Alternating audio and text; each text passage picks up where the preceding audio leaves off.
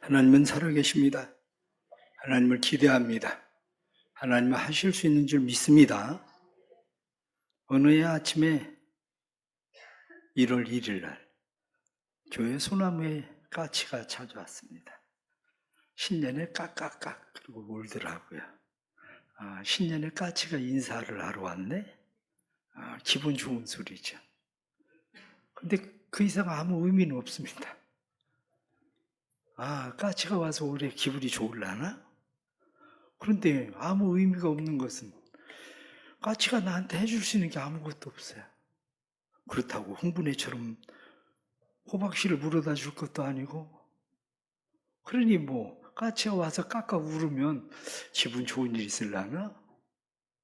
그 이상 더 이상 까치를 생각할 이유도 없고, 신년이 되면 만나는 사람들마다 새해 복 많이 받으세요. 그러고 말합니다. 마치 까치가 깍깍깍 그러는 것처럼 그렇게 신년 인사를 해요. 진짜 꽃까치 같아요. 까똑. 신년 되니까 까치가 오나, 까톡이 오나, 까똑. 그러고 열어보면 새해 복 많이 받으세요. 와, 반가운 사람이네. 1년 만에 인사를 하니까 잘 그동안 지내고 있었나? 화려한 액정이 뜹니다. 그런데 별 이상 다른 의미는 없어요. 왜냐? 다른 의미가 없는 것은 자기가 그림도 아니고 그냥 누구한테 받은 인터넷에서 떠드는 그냥 사진 한 장, 새해 복 많이 받으세요. 그리고 전송한 거죠, 그래, 자기 글씨 하나도 안 들어갔는데 그냥 관계가 있으니까 그냥 오랜만이네, 반가운 사람이네, 그런 정도지. 크게 의미가 없다는 것은 올 한 해 살아가면서 신년에 잠깐 스치고 지나가는 사람일 뿐이란 그런 얘기예요. 만나면 반갑기는 하겠죠. 그렇다고 해서 힘들고 어려울 때 전화해가지고 그 사람한테 내 속 얘기할 수 있는 사람도 아니고, 또 어떤 부탁할 일 생겼다고 해서 그 사람한테 전화할 일 있는 사람도 아니고, 그러니 별 의미는 없죠.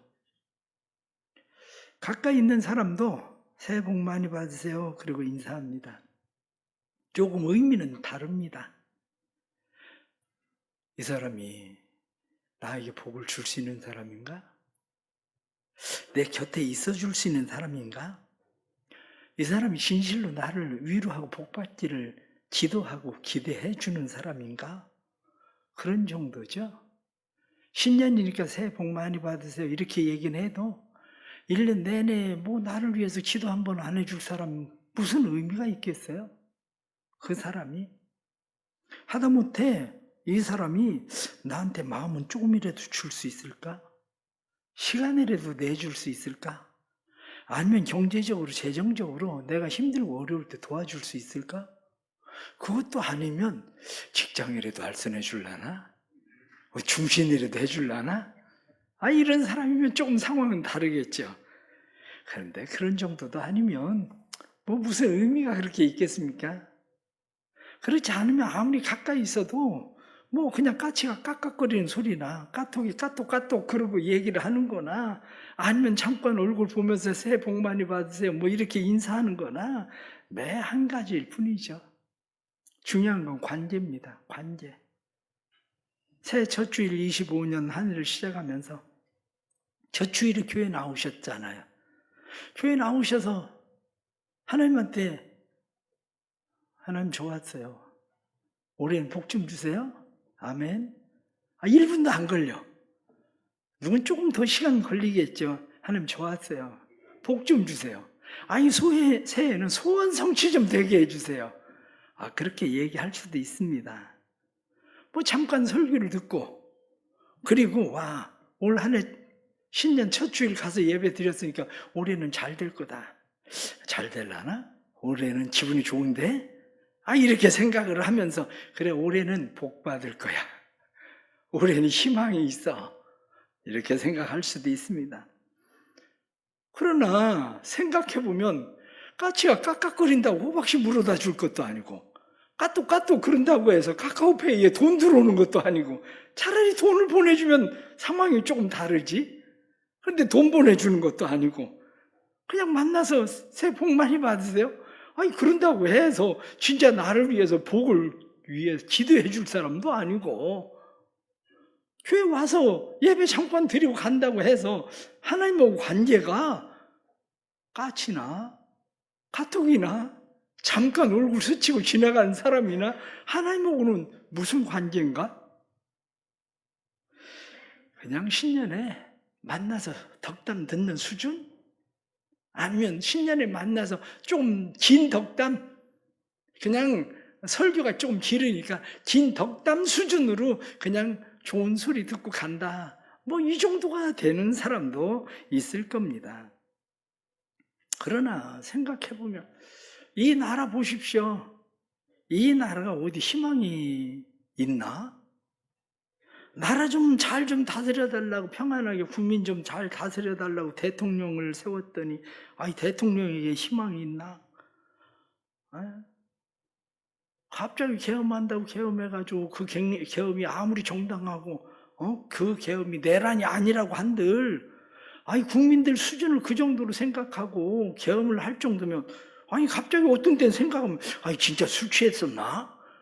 아니 이런 생각이 들 정도 수준이면, 아니 그냥 뭐 내란도 아니고 계엄이 정당하다고 그래서 아니 그런 사람 또 대통령 세우고 싶습니까 여러분은? 그러면 희망이 있나 나라가? 제 생각엔 그런 것도 아닌 것 같아. 우리 말 안 들으면 한 발자국도 못 움직인다. 아무것도 할 수 없다. 다 탄핵할 거다. 이렇게 말하는 다수 정당의 도를 넘는 횡포? 아니, 그러면 그 사람들은 그런 정당한테 나라를 맡기면 나라가 희망이 있나? 제가 보기엔 희망 없습니다.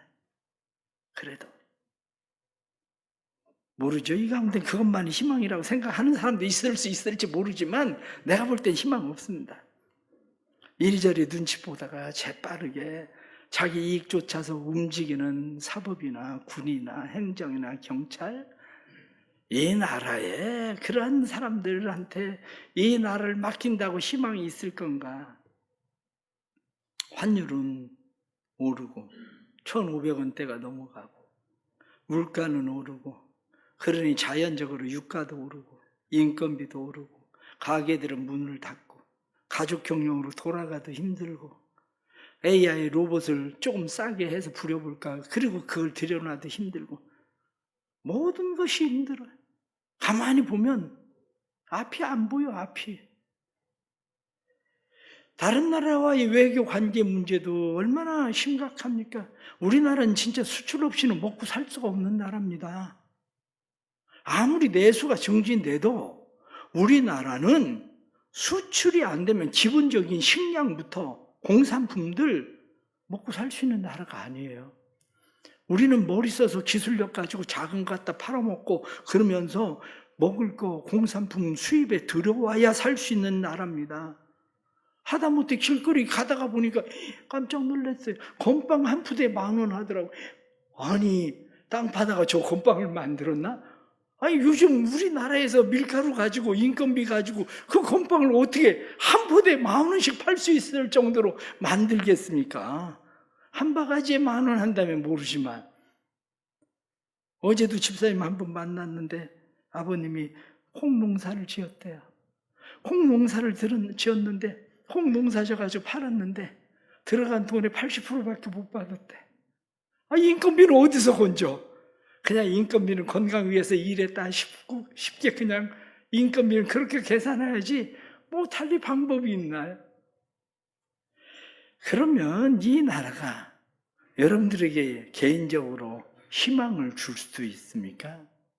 희망이라고 하는 것은 지금보다 더 나아지는 것, 그것이 희망이지, 지금의 현상을 유지한다든지 그보다 더 퇴보한다면 그게 무슨 희망이겠습니까? 사람들은 IMF 이후로부터 계속 하는 얘기가 IMF 때보다 더 어렵다, 더 어렵다 그렇게 얘기합니다. 그런데 진짜 우리나라가 지금 IMF 때보다 더 어려운 겁니까? 제가 생각하기엔 그렇지는 않은 것 같아요. 단지 사람들이 우리 높아진 수준에 의해서 느끼는 체감이나 느낌, 압박, 스트레스, 그게 IMF 때보다도 더 강하게 압박을 받고 스트레스를 받고 그런다는 얘기겠죠.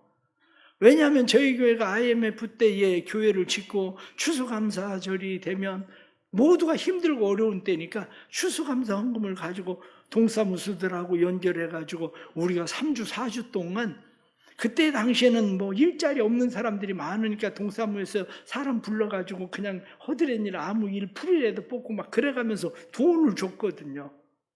그때 그렇게 하니까 교회에서 추수감사 헌금을 가지고 3주, 4주 동안 사람들을 저희가 뭐 국밥이랑 뭐 해가지고 식사 대접을 찾아가가지고 했거든. 가서 하면 그냥 통이 다 거들라. 사람들이 얼마나 많은지 그때 당시에는. 그런데 지금은 그렇지도 않잖아요. 우리가 뭐 코로나 상황 이전에는 목요일마다 예배를 드리고 그러면 사람들 뭐 100명, 150, 120명씩 막 그렇게 와서 점심 식사도 하고 그랬었는데, 성탄 헌금 가지고는 청소부 그들한테 우리가 파카도 사주고 내복도 사주고, 그땐 그러면 고마워했어요. 지금은 누가 내복을 달라고 그럽니까? 돈을 달래지. 차라리 돈으로 주세요 그러지. 요즘 뭐 파카, 메이커 안 주면 주고 욕 먹습니다. 지금은. 그 얘기가 무슨 얘기냐면 그때보다는 잘 산다는 거예요. 그 얘기가. 그렇지 않아요? 그런데 지금 우리가 말하고 있는 것은 희망이 없다, 앞으로 더 잘 될 것 같은 기대감이 별로 없다, 이런 거죠. 희망이란 말 뜻 자체가 앞일에 대해서 좋은 결과를 기대하면 그게 희망이잖아요. 다시 말하면 희망이 없다는 것은 앞을 봐도 좋은, 기대할 일이 없다, 그런 거예요. 좋은 결과를 기대하지만 국가가 도와주겠어요? 지금 상황에 사회 역량이 그런 것을 감당을 해줍니까? 사방을 둘러봐도 정말 좋을 것 같은 희망이라는 것이 별로 보이지를 않습니다. 그런데 그리스도인들이 세상 사람들과 다른 게 뭡니까? 시각이 다르다는 거예요. 보는 관점이 다르다는 거예요. 그리스도인들은. 성경은 우리에게 뭐라고 말씀합니까? 내가 눈을 들어 산을 보니 나의 도움이 어디서 올꼬? 나의 도움이 천지를 지으신 여호와께로서부터 로다, 이렇게 말하잖아요. 천지를 지으신 하나님께로부터 나의 도움이 오는 거지 우리의 도움이 세상으로부터 온다고 말하지 않습니다. 그분은 졸지도 않고 주무시지도 않는 분이다. 너희를 눈동자처럼 지키시는 분이다. 불 가운데 지날 때에 불꽃이 너희를 사리지 못하게 할 거고, 물 가운데 지날 때 물이 너희를 침몰하지 못하게 하시는 분이 바로 그분이시다, 이렇게 말씀하는 거거든요. 중요한 것은 그분이 진짜 내 하나님이냐 이거죠. 그분이 내 하나님이 아니라 그냥 까치처럼 까까까 그러다 지나가고, 아니면 까똑까똑 하다 사라지고, 새해 복 많이 받으세요 그렇게 얘기 한마디 던지고 없어지고, 하나님이 우리에게 그런 정도의 그런 하나님이라면 하나님이 우리에게 무슨 의미가 있고 신앙이 우리에게 무슨 의미가 있습니까? 내가 믿는 하나님이 정말 살아계시고 그분이 내가 믿고 의지하고 신뢰하는 분, 나를 도우실 수 있는 분이라는 것을 우리가 믿는 거죠. 오늘 성경 본문 2절 말씀을 보니까 땅이 혼돈하고 공허하고 흑암이 깊음 위에 있고, 성경 말씀을 보니까 혼돈되다, 황폐하다, 그런 말이에요. 공허하다, 텅 비어있다, 아무것도 뭐 건질만한 게 아무것도 없다. 흑암, 호색, 그래서 캄캄해서 아무것도 뭐 분별할 수 없는 이런 상황. 그런데 하나님께서 거기에 빛이 있으라 이렇게 말하니까 모든 게 달라져 버렸다는 거야. 그때부터 모든 것이, 어둠이 사라지고 혼돈과 공허가 사라지고 질서가 생기고, 하나님 보시기에 좋았더라, 보시기에 좋았더라, 보시기에 좋았더라, 마지막은 하나님 보시기에 심히 좋았더라, 이렇게 되는 거죠. 그렇다면 내가 믿고 의지하고 신뢰하는 그 하나님, 그분이 우리에게 어떤 분이냐. 저는 2부 예배 드릴 때마다 제가 설교 전에 꼭 하는 얘기가, 하나님은 살아계십니다. 하나님을 기대하십시오. 하나님 하실 수 있습니다. 그 얘기를 합니다. 어떤 사람은 아이고 또 저 소리, 어떤 사람은 또 잔소리, 또 그 소리. 그렇게 생각할 수 있는 사람도 있습니다.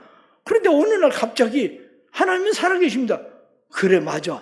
하나님은 살아계신데 내가 하나님 죽은 하나님처럼 대우했네? 하나님이 살아계신다는 걸 잊어버렸네? 하나님은 하실 수 있습니다. 그 소리가 갑자기 훅 들어와서 그래, 나는 못해도 하나님은 하실 수 있겠지. 그렇다면 내가 하나님을 기대하고 살아야지. 이 마음이 생기는 거죠. 이런 마음이. 그럴 때야 비로소 우리의 마음 가운데 희망이 생기고 우리의 마음 가운데 용기가 생기고 하나님이 우리의 삶의 실제가 되는 거지. 그렇지 않으면 하나님이라는 존재가 우리에게 무슨 의미입니까? 어제도 카자흐스탄 침켄트에서 카톡이 왔습니다. 침켄트의 방승수 선교사님이 올해부터는 저희 교회 파송 선교사가 됐어요. 그동안은 협력 선교사로 우리 교회에서 도와드렸는데 올해부터는 저희 교회 파송 선교사로 방승수 선교사님을 도와드리는데 2월 달에 우리 청년들이 침켄트를 가거든요. 우즈베키스탄을 가거든. 그래서 침켄트에 가서 청년들이 해야 될 사역을 정리하고 준비하느라고 카자흐스탄에서 침켄트로 이제 갔지요. 침켄트에 가서 카톡이 왔는데 작년에 저희 선교팀이 침켄트에 다녀왔거든요. 거기서 부흥회를 했었는데 카톡이 오기를 그렇게 이야기했어요. 빠라산 목사님이 지난번 단기 선교팀이 왔을 때에 오랫동안 앓고 있었던 속병이 있었는데 목사님이 안수기도 해주시고 씻은 듯이 나았다고 너무 좋아하면서 목사님한테 꼭 얘기 좀 해달라고 전해달라고 그렇게 얘기해가지고 카톡을 보낸다는 거예요. 그래, 누군가에게는 그러한 일이 그냥 단지 손 얹고 기도한 것뿐이었는데 아니 내가 속병이 있어서 오랫동안 고생하고 있다고 얘기한 것도 아닌데 그냥 나서버렸는데 누군가는 그냥 까치 울음소리처럼 카톡 소리처럼 그냥 새해 복 많이 받으세요 이런 소리처럼 하나님의 말씀이 우리에게 그런 정도라면 오늘 하나님의 말씀을 듣고 가는 것이 올 한 해 우리의 삶에 무슨 의미가 있겠습니까? 오늘도 저희가 성찬 예식을 행하지 않아요. 왜 신년 첫 주에 성찬 예식을 하냐? 그 이유는 간단합니다. 예수님께서 십자가상에서 우리의 병과 질고와 그리고 우리의 연약함과 우리의 저주와 우리의 모든 악 그것을 전부 다 주님께서 담당하셨기 때문에 올 한 해 주님께서 우리와 함께 계시면 우리 안에 병과 질고와 연약함과 저주와 모든 악 그것이 다 우리에게서 사라지는 것을 우리가 믿기 때문에 다시 거기에 휘둘리지 않고 살 수 있다는 걸 믿기 때문에 성찬식을 하는 거예요. 그런데 누군가는 그것이 진짜 실제가 될 거고 누군가는 이 빵을 주려면 조금 더 크게 좀 쓸지 요만하게 쓰나 싶은 사람도 있을 거고 그런 거 아니겠어요? 사랑하는 성도 여러분, 주님께서 이 모든 것을 담당했다고 믿어지는 사람은 희망이 있습니다. 그런데 그게 믿어지지 않으면 성찬 예식을 행한들 무슨 희망이 있겠습니까?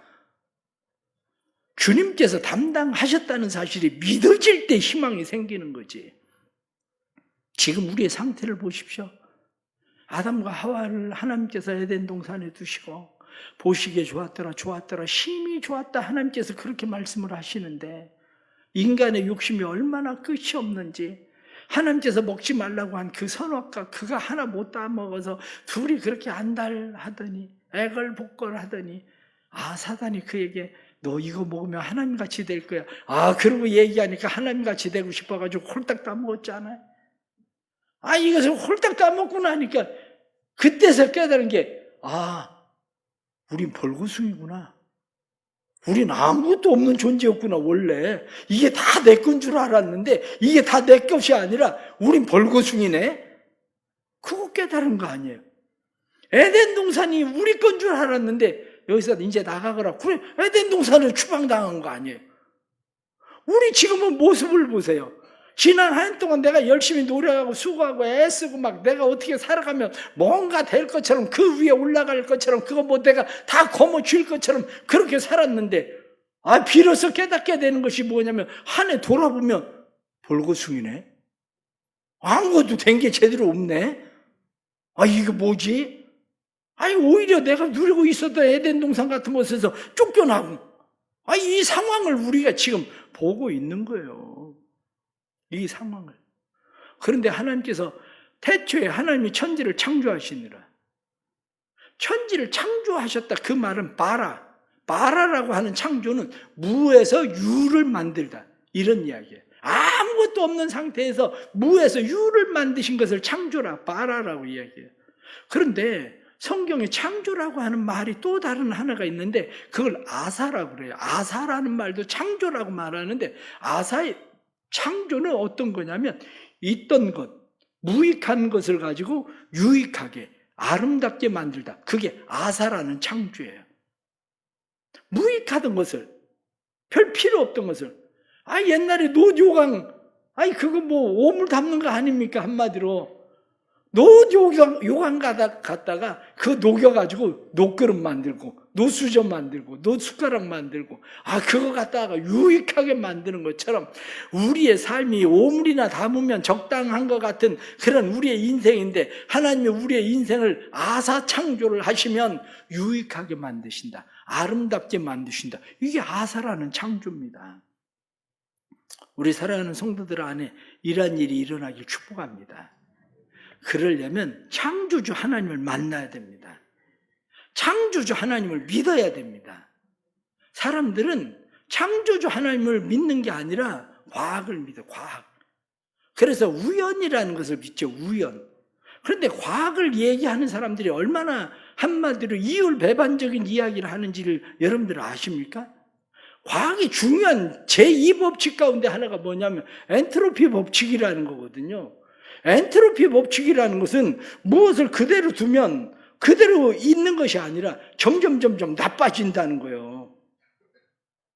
통나무를 그냥 내버려 두면 통나무가 거기서 싹이 나고 그래가지고 막 자라가지고 열매를 맺는 게 아니라 통나무가 점점 썩어가지고 완전히 분자가 되고 원자가 된다는 게 엔트로피 법칙이에요. 심지어는 쇠를 갖다 놔도 그게 엔트로피 법칙입니다. 엔트로피 법칙을 얘기하는 과학자들이 세상이 우연히 점점 좋아졌다고? 이게 무슨 말 같지 않은 소리를 과학을 얘기하는 사람들이. 그렇잖아요. 파스텔 법칙이라는 게 뭡니까? 과학이 증명되는 파스텔 법칙이라는 것은 생명에서 생명이 나오는 거지 무기질에서 생명이 나오지 않는다, 이렇게 말하는 게 파스텔 법칙이에요. 이게 과학이거든. 그런데 무기질에서 아메바가 나오고 인간이 됐다고? 그런 뚱간지 같은 소리를 그러면서 과학이라고 얘기를 하거든요. 지난번에 인권위원장이었었던 안창욱 씨 청문회 하는 거 들어봤잖아요. 그 사람들이 당신 얘기하는 게 과학책에 위배되는 거 아니냐, 과학에 위배되는 거 아니냐. 안창욱 씨가 얘기하잖아요. 난 위배된다고 생각하지 않는다. 따지고 얘기하니까, 그럼 당신이 나보다 더 많이 공부했냐, 이 분야에 대해서? 나보다 더 많이 알고 있느냐? 그렇지 않으면 말하지 마라. 난 당신보다 더 많이 알고 당신보다 더 많이 공부했다. 그래서 나는 창조가 맞는다고 생각한다. 끝까지 그 얘기 하잖아요. 여러분, 살아가면서 때때로 그냥 지금 된 일이 우연히 그렇게 됐나? 재수 좋아가지고 그렇게 됐나? 이렇게 생각하는 정도라면 창조주 하나님이 무슨 소용이 있겠습니까? 그냥 우연히 어쩌다가 그렇게 그냥 올 한 해는 어쩌다 그냥 잘 됐어, 그냥 이런 거지. 하늘을 진짜 믿음 가지고 살아가려면 하나님이 창조주 하나님이라는 믿음을 가져야 돼요. 그래야 희망이 생기는 거지. 그렇지 않으면 희망 없습니다. 창조주 하나님이 무에서 유를 창조하시는 것뿐만 아니라 우리같이 타락하고 우리같이 하나님 앞에 쓸모없는 존재처럼 우리가 버려진 것처럼 보여질지라도 아사의 창조, 다시 우리를 유익하게, 우리를 하나님께서 아름답게 만드실 수 있는 분이라는 것을 믿는 거예요. 땅이 공허하다, 혼돈되었다, 황폐해지고 아무것도 없이 텅 비어버리고, 그리고 호세가 캄캄해버려 있는 우리의 내일 누가 변화시킵니까? 내가 변화시킬 수 있습니까? 그렇지 않습니다. 내가 변화시키는 것이 아니라 하나님이 빛이 있으라 이렇게 말씀하시는 하나님의 말씀의 빛이 우리 안에 들어오면 보시기에 좋았더라. 보시기에 좋았더라. 보시기에 좋았더라. 보시기에 심히 좋았더라. 심히 메오드. 이 메오드라고 하는 말은 굉장히, 대단히, 굉장한 이런 뜻이에요. 굉장히 좋아졌다. 정말로 심히 좋아졌다. 대단히 좋아졌다. 이런 말이거든요. 사랑하는 성도 여러분, 올 한 해 우리가 믿는 하나님으로 인해서 대단히 좋아지기를 축복합니다. 그러려면 꼭 하셔야 되는 게 있습니다. 하나님이 인간을 지으시고 생육하고 번성해라, 땅에 충만해라, 다스리고 정복해라, 그리고 인간에게 복을 주셨어요. 그 인간에게 하나님께서 복을 주셨다? 축복하셨다? 그게 바라크라는 말입니다. 바라크. 축복하다. 복을 주셨다. 그런데 바라크에서 나온 말이 베레크예요. 베레크. 베레크라는 말은 무릎이라는 말이에요. 하나님 앞에, 하나님, 나 벌거숭입니다. 나 아무것도 없습니다. 빈털털입니다. 하나님 공허합니다. 황폐해졌습니다. 하나님 캄캄합니다. 그리고 하나님 앞에 무릎을 꿇고 항복해야 되는 거예요. 우리가 바라크의 축복을 받으려면 베레크, 하나님 앞에 무릎을 꿇어야 돼요. 하나님 앞에 항복해야 돼요.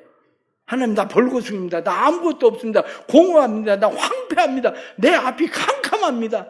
그리고 하나님 앞에 무릎 꿇고 항복해야, 그래야 바라크의 축복이 오는 거예요.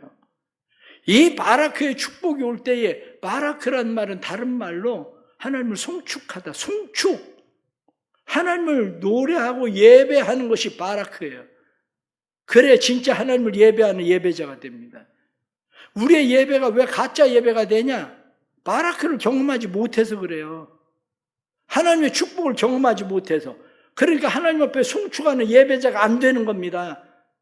바라크의 하나님을 만나야 우리가 하나님을 송축하는 예배자가 되는 건데, 그러려면 무릎 꿇으세요. 하나님 앞에 항복하세요. 하나님, 나 빈털털입니다. 하나님, 나 진짜 공허합니다. 하나님, 나 황폐해졌습니다. 하나님 도와주세요. 하나님밖에 없습니다.